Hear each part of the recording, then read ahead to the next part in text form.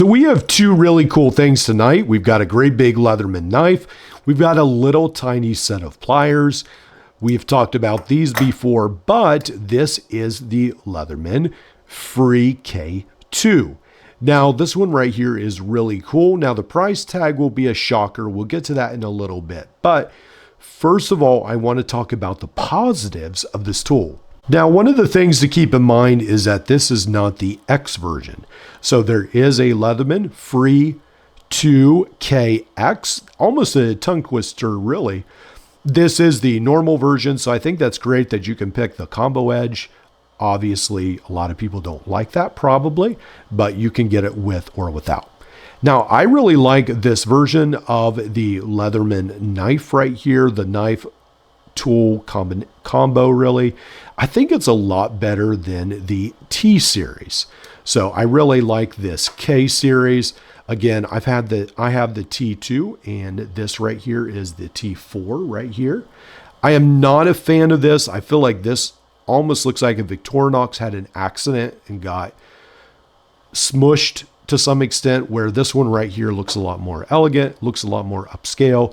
It is a bit more expensive, but I feel like it is worth that a little bit.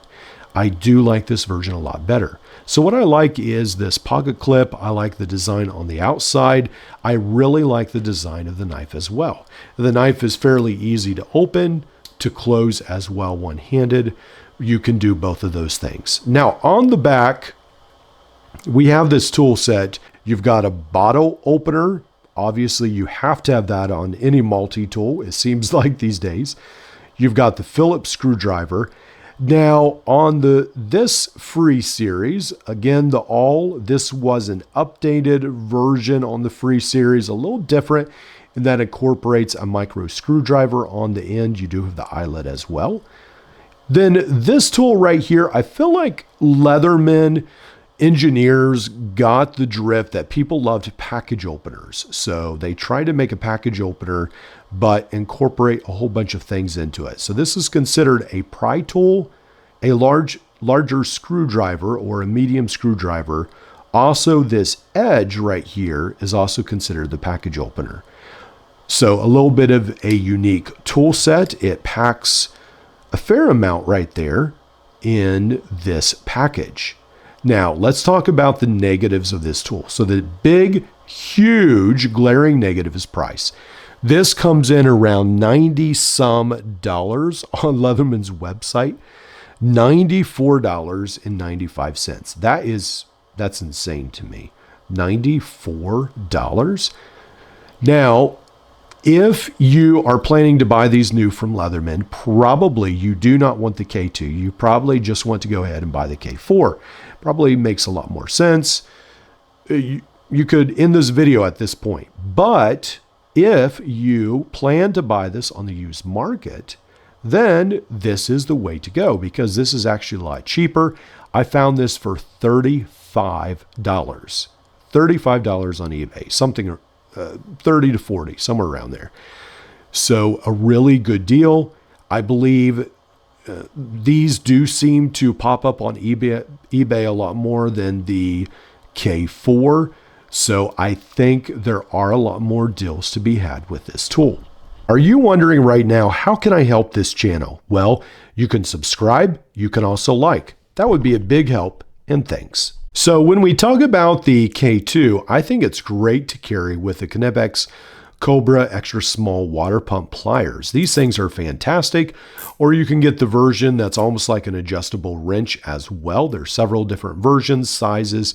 This is, I believe, the smallest version they sell, the 4-inch, I think it is. Then there's 5-inch and so forth. But I think this is a fantastic carry. Now, one of the other things I wanted to mention also is that the PowerPint, one of the things that SOG lacks to some extent is a good knife, both on the PowerPint and also on the Power Access. Now, both of these are very pocketable multi-tools. So you've got pliers, you've got tools on the handles, but they really struggle with having a good knife.